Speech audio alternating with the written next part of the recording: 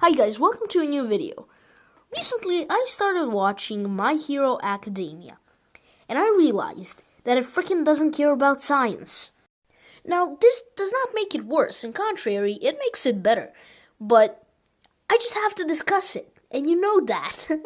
So yeah, just for a disclaimer, everything I say is not against My Hero Academia, because I don't look at the scientific side that much anymore, because I just got used to it. And so yeah, the first thing I want to talk about is this one girl who, I don't know her name, but when Bakugo and Izuki fight, she says like, oh, Bakugo had to calculate the physics, and she just stopped there.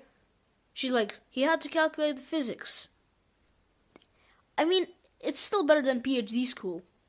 So yeah, and so these guys have these things called, what are they called? Quirks, yeah, quirks. And these quirks are basically like just superpowers. And so the origins of those quirks are explained like this. There was a baby born and it was glowing. Yeah, that's what we get. And then suddenly 80% of humanity have quirks. How did that happen? I mean, that's supposed to be like a span of 100 years, but they explain it like it was just 10 years. I mean, how would the quirk even spread? I don't understand it. Did everybody just get it?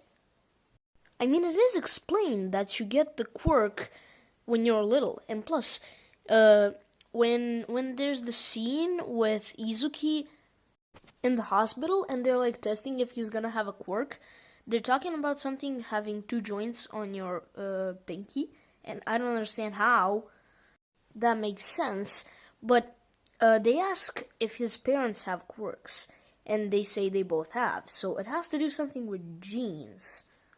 So the origin of the quirks is just messed up. So later like 7 episodes later, the battle between Bakugo and Izuki happens. Bakugo is like monologuing and says that he sweats glycerin and ignites it, and that's how he makes his explosions. Now, let me say, how much does his palms sweat? That is freaking impossible.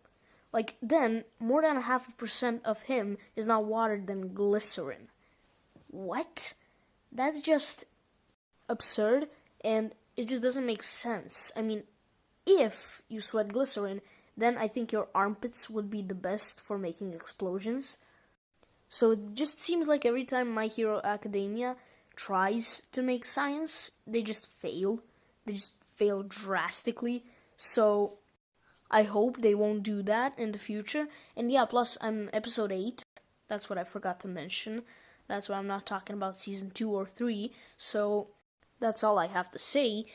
So yeah, I might even do a second review of the science in My Hero Academia, because science in there is something I like to call a huge spoof.